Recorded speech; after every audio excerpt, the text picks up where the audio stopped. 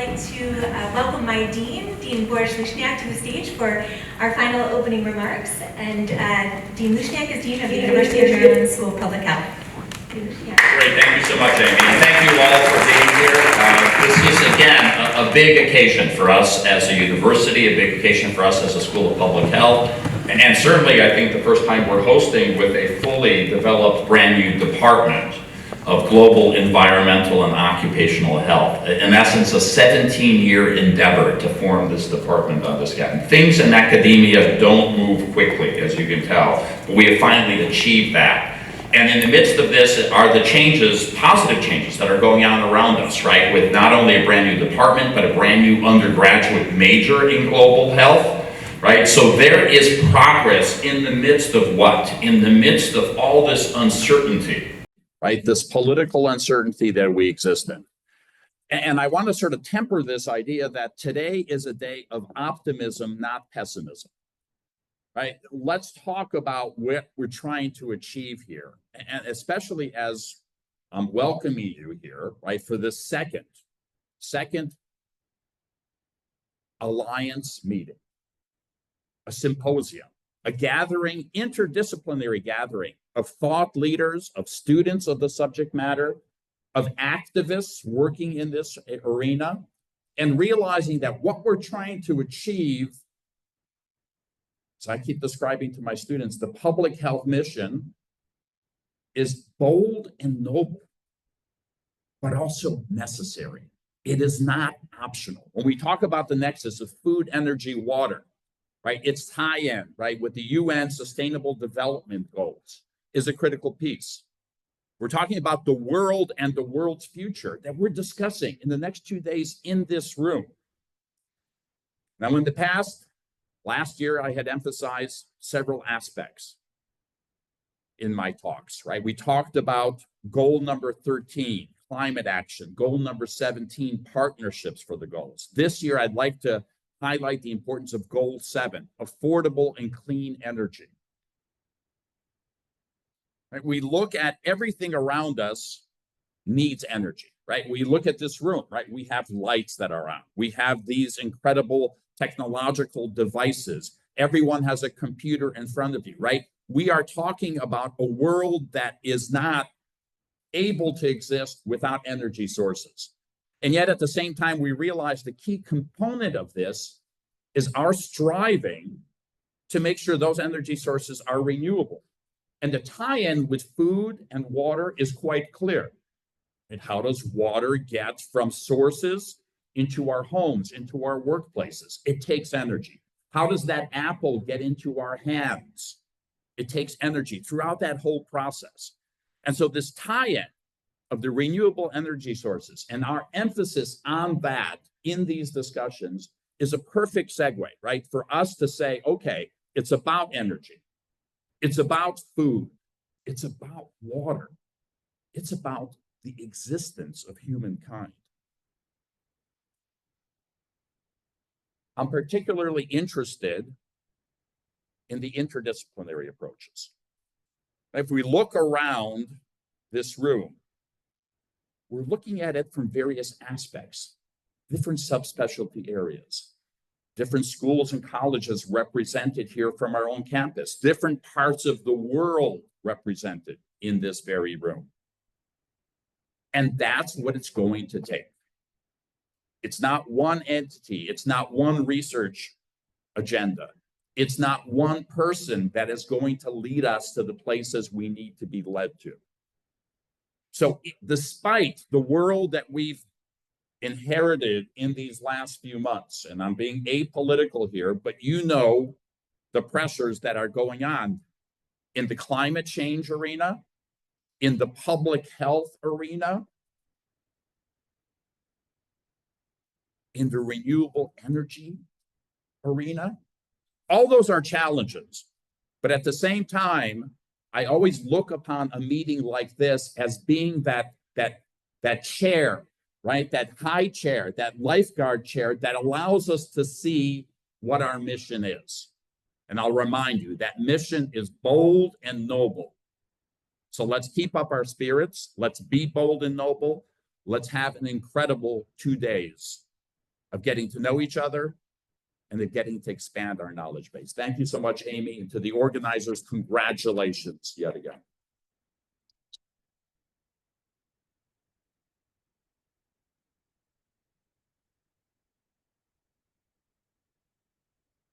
Neat.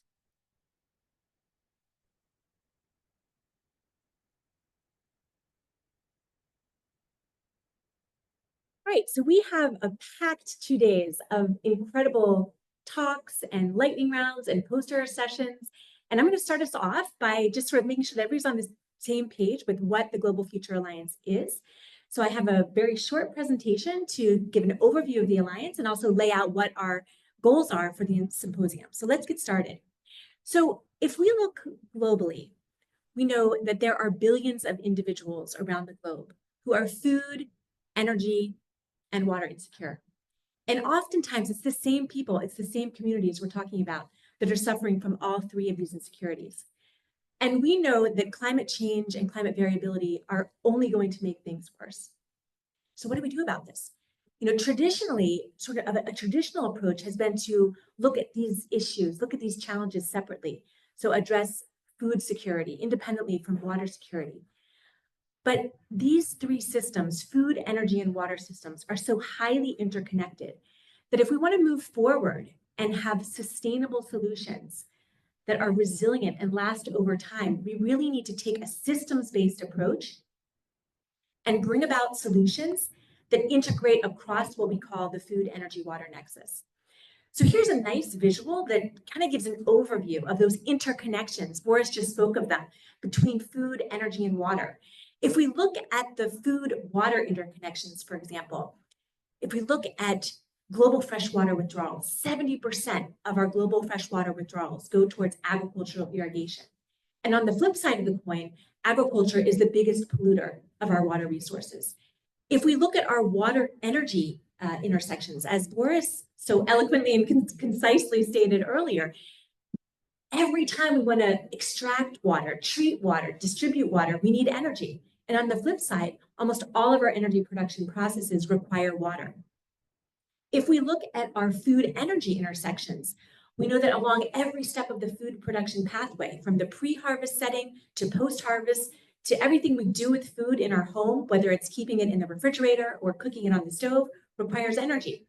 And at the same time, if we look at our arable, beautiful agricultural fields here in the United States and around the globe, we're increasingly looking to use them for the production of biofuel instead of food for human consumption.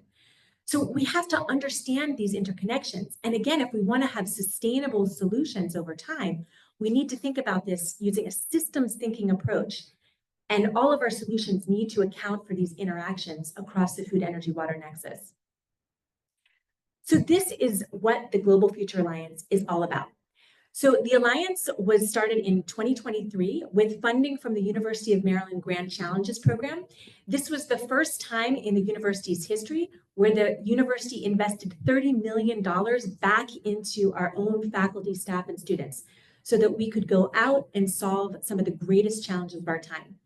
So we were fortunate to receive a $3 million institutional grant to launch our Global FEWture Alliance.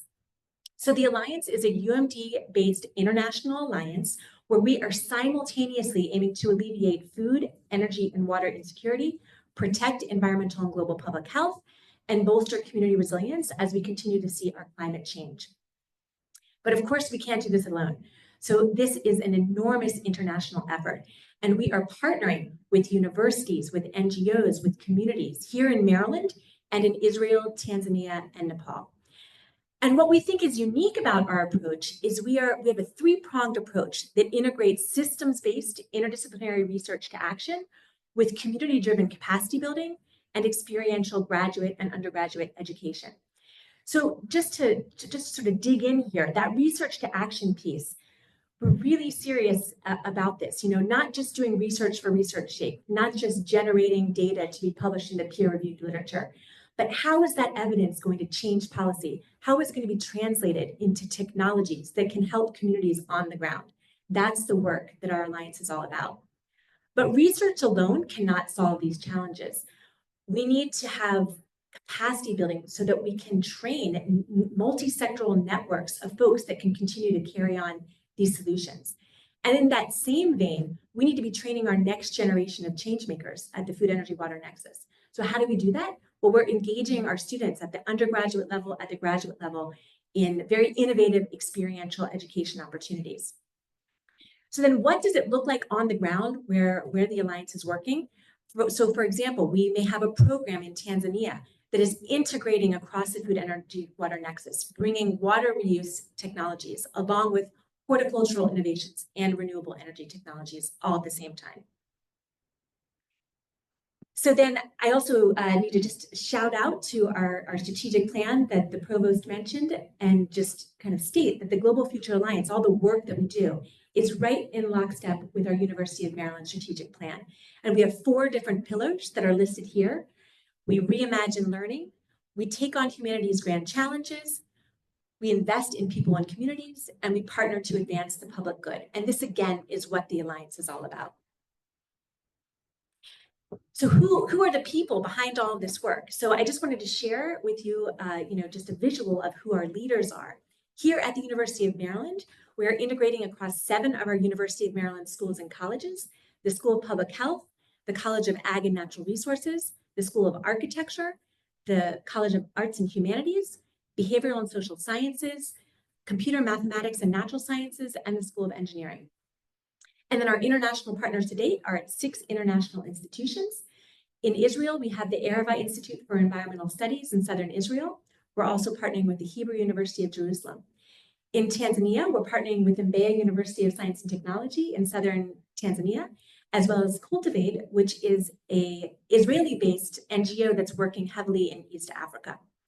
And in Kathmandu, in Nepal, we're partnering with Kathmandu University and Sanskriti Farms and Research Center. So you can see a theme here. Another thing that's unique about the Alliance is everywhere we're working in the world, we must have that local university partner. We must have that local community or NGO partner as equal reciprocal partners in all of the work that we do. And I also want to emphasize again that this is a community stakeholder-driven approach. This is not academics sort of zooming in, satelliting in, saying that this is the challenge, this is the problem that we need to fix. This is all rooted in what is the community that we're working with, the municipality, the NGO in that local setting. What are the challenges that have been identified by those groups, and how can we partner as equal partners to address these challenges? In terms of our organizational structure, we're kind of set up much like an NIH center grant. So we're set up across 3 cores. We have our administrative core, our research and capacity building core, and our education and outreach core. Our admin core is based here at Maryland, and this is where we do our program management, our communications, our evaluation, our reporting. In terms of our research and capacity building core, this is split up distinctly across our geographical areas, our Maryland, Israel, Tanzania, and Nepal FEWture team, where again, we have co-leads, one from the University of Maryland and one from the country where we're working as equal partners in leading the research and capacity building activities. Then we have our experiential education core, which is our umbrella core across the entire Alliance that enables students from all of our partnering universities to have access to our educational opportunities. And then across these 3 cores, we are addressing 4 overall objectives. The first is coordination and connectivity, and this is taken on by our admin core. So how do we best network here at the University of Maryland and across our international institutions so that we can accelerate our impact? How do we get to a faster solution in communities that are in need around the world? In terms of our research and capacity building core, this is where we are carrying out our systems-based interdisciplinary research, and this is where we are leveraging our partnerships and carrying out that critical community-driven capacity building that's necessary to sustain solutions over time. And finally, our education and outreach core is taking all of that knowledge that we're generating throughout the Alliance, and we're really translating that into high-quality educational programs for both our undergraduate students and our graduate students. So just to wrap up, I just wanted to share a couple of slides with some of our outcomes that we've been able to achieve over the last 2 years. We're sort of ending year 2 now. So in terms of our admin core, we've been incredibly busy in terms of program management, getting our evaluation up and running, led by Dr. Gili Marbach-Ad here in the front. Fundraising, our team has been really busy trying to bring in additional dollars so that we can sustain the Alliance beyond the initial 3-year funding period from the University of Maryland. Our communications director, Dr. Heidi Scott, has been working diligently to get our message out through our website, through articles, through other videos and communications. And finally, in terms of that coordination and connectivity piece, today is a great example. We're bringing folks together in symposia, in conferences. In July, for example, we'll have our first ever East Africa FEWnexus conference that is led by our partners at Mbeya University of Science and Technology and Cultivate. We welcome you to join us in Tanzania. We'd love for you to be there. So check out our website if you'd like to join us in Tanzania. We have our monthly international webinar series that we'd love to include everyone in. Again, reach out, check out our website, join us every month. And then, of course, we've been organizing multiple team visits so that we can, better unite across this very diverse international team. In terms of our research and capacity building core, you're going to hear a lot over the next 2 days from the details from our individual collaborators about each project. But I just wanted to give you a taste. So we have 15 ongoing projects, 5 in Maryland, 3 in Israel, 3 in Tanzania, and 4 in Nepal. And just to give you a little taste of what those projects are, here in Maryland, we're partnering with Farmer Chippy at his farm in Plantation Park Heights in West Baltimore. And Dr. Rachel Rosenberg-Goldstein is the PI from the University of Maryland, and the team is designing and building an updated rainwater harvesting system, as well as exploring how can we reduce the reliance of the farm on energy from the grid and employ renewable energy technologies on the farm. If we scoot on over to Israel, this is work that's being led by Dr. Clive Lipchin at the Arava Institute, where we're working in a Bedouin community outside Beersheba. And Clive and his team have developed an off-grid hub at the Al-Farah Regional School. And at this hub, there are a number of different technologies that are providing safe drinking water, recycled wastewater for use in food crop irrigation, and also renewable energy technologies. If we zoom south to Tanzania from Israel, this is work that's being led by Dr. Tomar Malki at Cultivate. In Dodoma, for example, they are revolutionizing wine and grape production and bringing drip irrigation and horticultural innovations and renewable energy so that this area can really just be an incredible wine producing area. To date, they've established 6 more demonstration sites with help from Global FEWture Alliance funding and have reached over 1,000 farmers. And then if we go a little bit farther east to South Asia in Nepal, we are working in Namabuda. This project is led by Sri Krishna Dital and Dr. Lina Malayal. But what's really cool about this project is we were also bringing in our Israeli collaborators, Dr. Clive Lipchin. And here the team is installing an off-grid wastewater treatment system that can take waste from toilets, showers, sinks, treat it to a high enough level for food crop irrigation. And again, this is integrated at the Sri Janak School in the Namabuda municipality. And it's, again, a completely community-driven approach. This is a need coming from the school to allow for a more sustainable supply of water. And this will be delivered through this system. All right, and finally, I just wanted to give you a hint of what we've been up to in terms of our educational programming. In our education and outreach core, we're really set up in 3 different spheres: our graduate program, our undergraduate program, and our MOOC that we are currently in the process of creating. So our UMD Global Stewards graduate program actually emerged from an NSF National Research Traineeship that we received in 2018 that helped us launch the Global Stewards program. We're sustaining that program through the Global FEWture Alliance.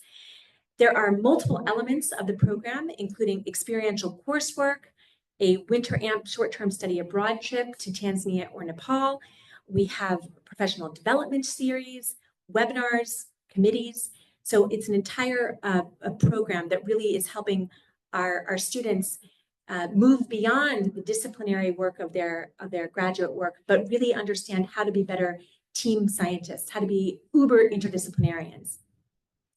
We're also supporting individual doctoral students. For example, my student Ibiinka Amokiedo is in Tanzania now, doing research along with our colleagues at Mbeya University of Science and Technology to support her doctoral dissertation research, but also to help build a research culture, particularly in the undergraduate program at Mbeya University. And we're currently piloting a graduate global classroom in collaboration with the Yerevan Institute. In terms of our undergraduate program, we really wanted to expand our global stewards work so that undergraduates could also, have exposure to learning how to be an interdisciplinarian. So we have experiential coursework, we have our webinars, and we also have hands-on research experiences through our formal internship program or course credits that they can take during the semester. And finally, we're very excited that, and actually we've been doing a lot of filming this week with a lot of our international collaborators here at the University of Maryland. Dr. Heidi Scott is leading the charge of developing our MOOC, which is titled Our Global Future, the Food, Energy, Water Nexus in a Changing Climate. And we wanted to make this the most accessible to anybody in the world. So there is a track you can go where the MOOC is going to be completely free to anyone. And then there's a track that you can go to gain a certificate, and it will be at a nominal fee. So that kind of gives you a 30,000 feet looking down approach, looking at the Global Future Alliance. You're going to hear a lot more over the next couple of days. And throughout the symposium, really our goals are to share details about this ongoing work that's happening globally throughout Maryland, Israel, Tanzania, and Nepal. But we're also super excited to welcome other partners from the University of Maryland, from other local universities and colleges, other international partners, so we can learn about other synergistic FEWnexus work. And so that we can also expand our network, build partnerships, and figure out, how can we bring more folks under the fold. So again, thank you so much for joining us today. And at this point in time, we are going to shift and get started with our formal presentations. And I will first love to introduce our first keynote speaker, Dr. Stephanie Lansing. So let me first bring up her slides and then I'll provide an introduction. So I am delighted to introduce Dr. Stephanie Lansing.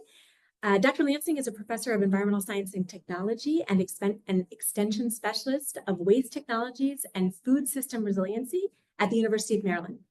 She also serves as a special assistant to the UMD Vice President of Research and is the Vice Chair of the Maryland Food System Resiliency Council.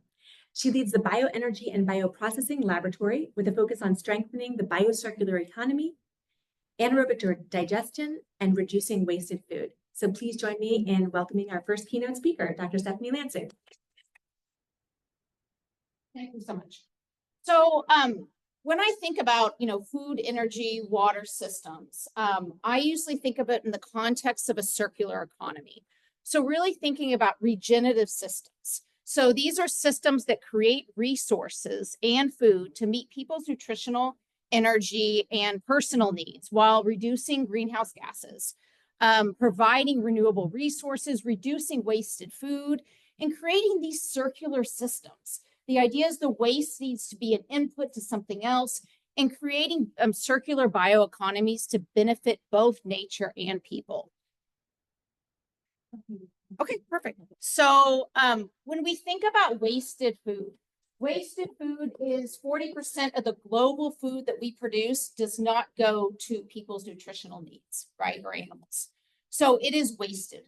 This results in 10% of global greenhouse gas emissions is from wasted food. 1/3 of the landfill content is this wasted food, which results in greenhouse gases when the nutrients from this food could be going back into our resources.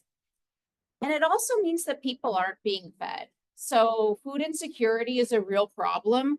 The wasted food just here in Prince George's County, where we are right now, 48% of the people experience some sort of food insecurity, including 20% of children.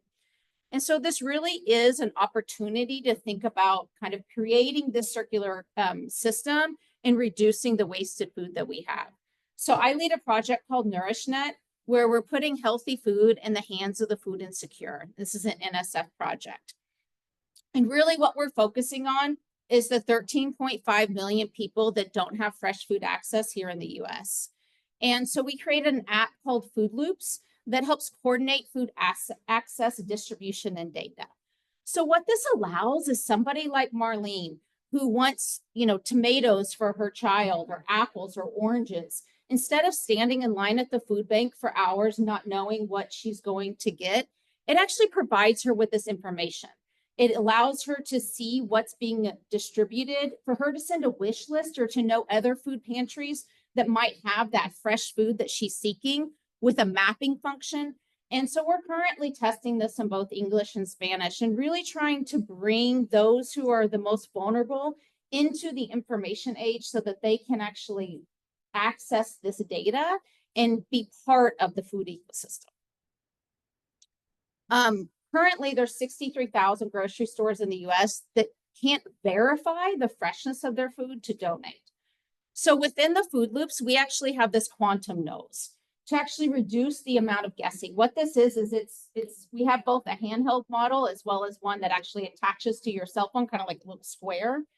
And what it does is you can put the food right there and it looks at the gas emissions from any sort of bacteria that might be spoiling it to give you a food freshness label. And you can put that data directly into the Food Loop. So then the food pantry can say, okay, this is something that we need to distribute tomorrow, or this is something that we can keep for a couple days.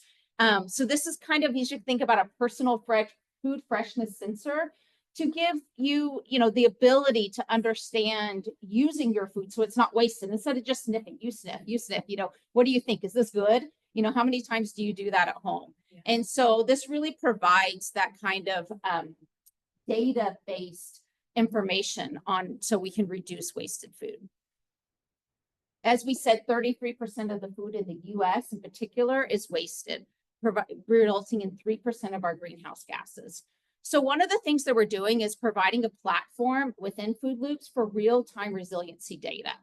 So what this allows is someone like Mayor Hollingsworth will actually have data about the food distribution that's happening in her city, what's being composted, what's being digested, what's being thrown away, and what is actually being donated.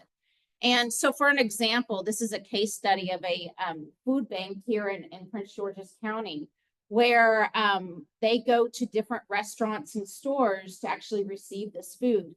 So what we did was analyze the amount of food that they're getting, what was actually used in the pantry itself, and then what was wasted in the sense, did they compost it, did they digest it, did they throw it away? And we were able to see just this one food pantry was able to provide over 100,000 meals in 1 year, reducing 49 tons of CO2 because this was food that would have been thrown away and wasted, which is equivalent to the renewable energy output, the greenhouse gas reductions that you get from renewable energy of 1,000 solar panels, just from one food pantry. So really what we're trying to do here is to provide an end-to-end holistic solution where we're bringing consumers into the space, having a food freshness sensor, facilitating connections and providing that real-time data so that we can serve this entire food system, but really make sure the food is going to the people that need it most. So in my lab, as Amy said, I'm the lead of the bioenergy and biotechnology lab. And in this lab, we really focus on this wasted food, which we hope is, we don't want it to be wasted, right? We want it to go to feed, but if it is wasted, if it is spoiled, we try to determine the best avenue for turning this waste into a value, right? And so we try to incentivize collections and quantify the reductions in greenhouse gases you have by creating this circular system. So in the EPA wasted food scale, really what they prioritize is it not being wasted in the first place, right? So reducing the amount of waste that we have, donating, upcycling, leaving it for animals so that it still goes to nutrition. But if you can't do that, then thinking about composting and anaerobic digestion. So we do a lot of work with composting and anaerobic digestion with the beneficial nutrients of the digestate or composting going back into the soil. Versus if you actually do digestion at a wastewater treatment plant, for example, only some of that nutrients go back to the fields. A lot of it gets recircled back into the wastewater treatment plant that's treated. So what is anaerobic digestion? So it's any sort of waste source going into this closed environment where, similar to the microbes that are digesting your food right now, the breakfast that we just had, they're breaking down the food, but we're capturing the biogas, and then we can use that for heating. We can use it for electricity production. We can actually upgrade it to renewable natural gas and put it in fuels. The buses here on campus are run by natural gas, but they could easily be run by renewable natural gas.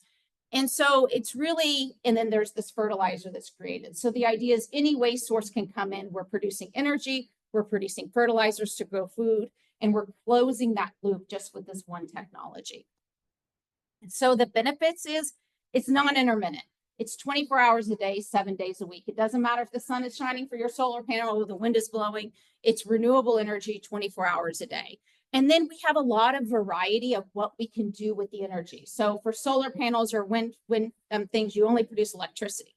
Here, we can use it directly as heat. We can use it for cooking. We can use it for heating.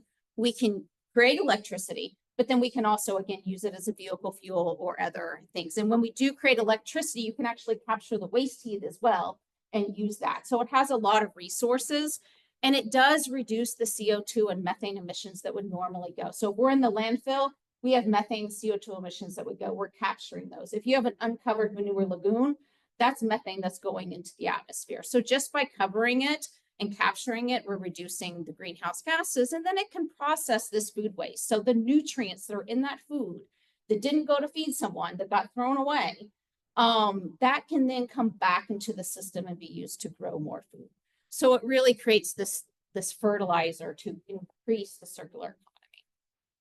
So in terms of success stories and things that we've done, we work with a lot of farmers all over the Northeast. This is a farm that we worked with in Maryland that actually had dairy manure from 700 cows, as well as food waste residuals. So they took waste from poultry litter processing, from cranberry processing plants, they actually took some from like meatball processing. And all of that came into the digester to produce renewable electricity is what they were doing. So some of the things we do is look at the system, how can we optimize the system, but also how can we really think about what is the impact of this one system, right? So this one digester in Maryland reduced 20,000 tons of CO2 per year, which is the equivalent of taking 40,000 cars, or 4,000 cars, excuse me, off the road every year, right? Because it's continued to do this year after year. The food processing waste, as I said, came in.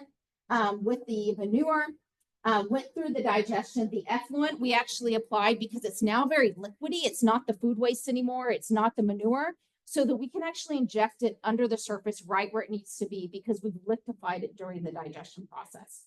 They actually also produce compost on farm that was sold out. And so they have all these diversified, basically, their economic output by having compost products, by growing food, and by selling the electricity. Which was equivalent to, not only did they have electricity for their own farm, but they sold almost 200 homes a year in that area were powered off of this one system. So we did an analysis of the whole state of Maryland, looking at all the different animal waste technologies that are here in Maryland. And one of my students will talk a little bit more about that later. But one of the things we did was looked at all the different counties in Maryland.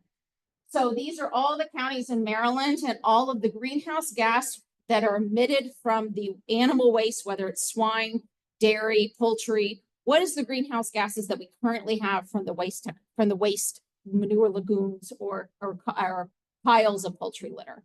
And what we found is that gray line is, if we look, these are the counties over there on the west that have a lot of dairies, right? So a lot of open dairy lagoons. And so what we say is, if we composted this waste, what would be the reductions in greenhouse gases? If we digested this waste, we actually get a negative greenhouse gases. And really what you can see is the impact of just covering, right? So just by covering, we put it down to zero. The negative is the electricity we produce off of it, right? Most of it is just reducing the impacts from happening. As we get over here, we're more in poultry country. And so there, it's not as wet. It doesn't have as much greenhouse gas associated with it. So the reductions that we get from using an animal waste technology is less. So really looking county by county and working with those county executives as an extension person to try to help them understand What are the technologies they could use in their particular county, and how can we help them implementing them? So it's not only animal waste. If you flush your toilet here at the University of Maryland, it goes to the DC wastewater treatment plant. All of the solids at that plant are all settled. It goes through thermal hydrolysis, which you can think of as kind of like a pressure cooker. Yeah, it's basically a pressure cooker. And so we break it up through thermal hydrolysis, and then we put it to the digester. So the digester at the DC wastewater treatment plant produces 10 megawatts of energy from the waste that's produced, which is enough to power 8,000 homes. And one of the things that they said was the greatest reduction in greenhouse gases was not from the powering of those 8,000 homes.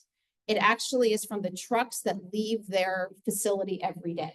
Because instead we reduce the amount of solids during that digestion. If you think about digesters, I say, you know, you bring broccoli in and you get tea coming out, right? Because it reduces it down. And so they used to have 3 times more trucks coming out every day. So the biggest reduction in greenhouse gases is actually the less trucks that they need to use. So one of the works that we have is with the Department of Energy and thinking about another source. What about our trash? Right? So thinking about everything that goes into the trash, not just the food waste, but everything that's there. And so what we want to do is think about the trash that's there, but can we incentivize collecting this food waste? So this is actually in Germany. There is the Pizza Hut in Germany.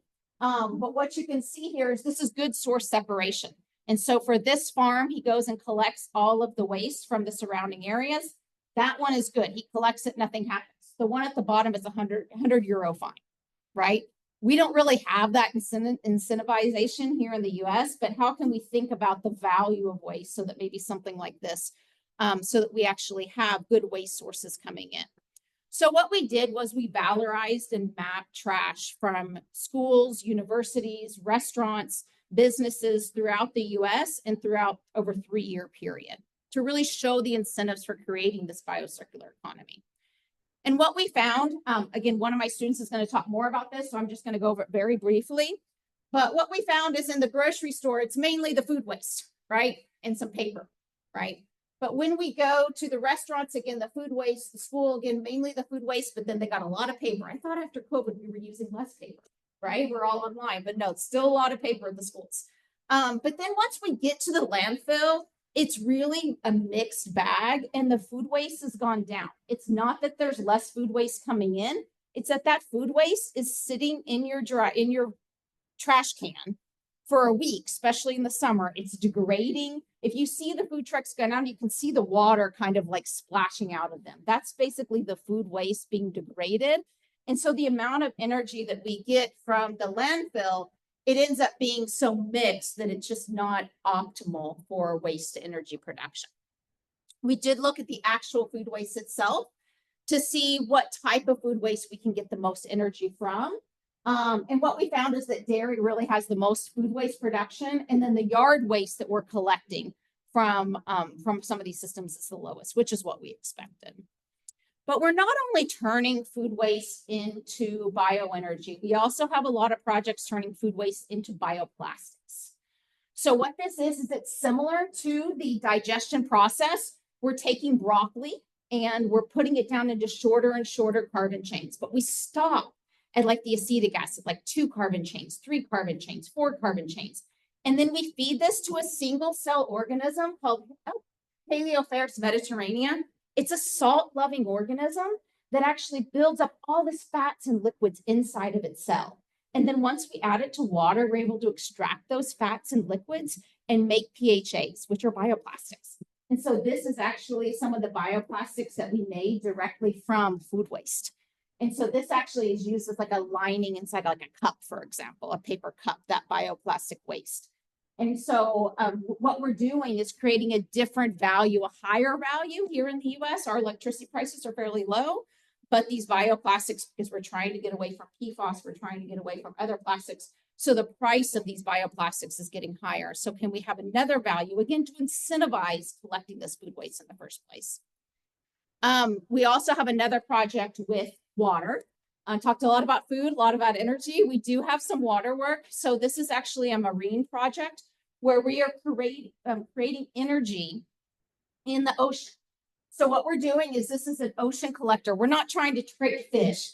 We're only doing microscopic organic matter in the ocean, but we're basically looking at the fish gills and using a similar system where we're bringing them in to a ferment, or very similar to what I just saw about the bioplastics, right? We're fermenting it down. We're creating these small acid chains. And in this case, we're feeding it to a microbial fuel cell and making electricity directly in the ocean, so that you can actually have a buoy, or you can have, you know, a satellite system or something else where it's actually created right there in the ocean with the organic matter that you have.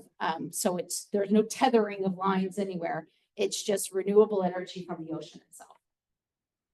So again, the take-home message is thinking about a circular economy, potential waste, how we can create food, fertilizer products, renewable energy from this waste and create that circular system. And we can use a lot of different biological-based technologies. It doesn't have to be just one.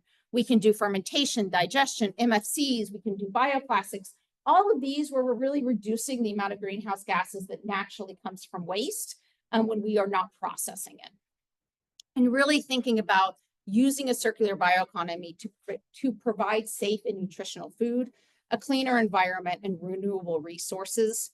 And then modeling all the work we do, have those life cycle assessments and the economic assessments so that we can model the circular economy to show how there's value in creating resources, incentivizing using these technologies, such as the food loops, the quantum nodes, the digestion systems, going through that kind of economic analysis so you can really show the value of these types of systems. And so, thank you very much for your time.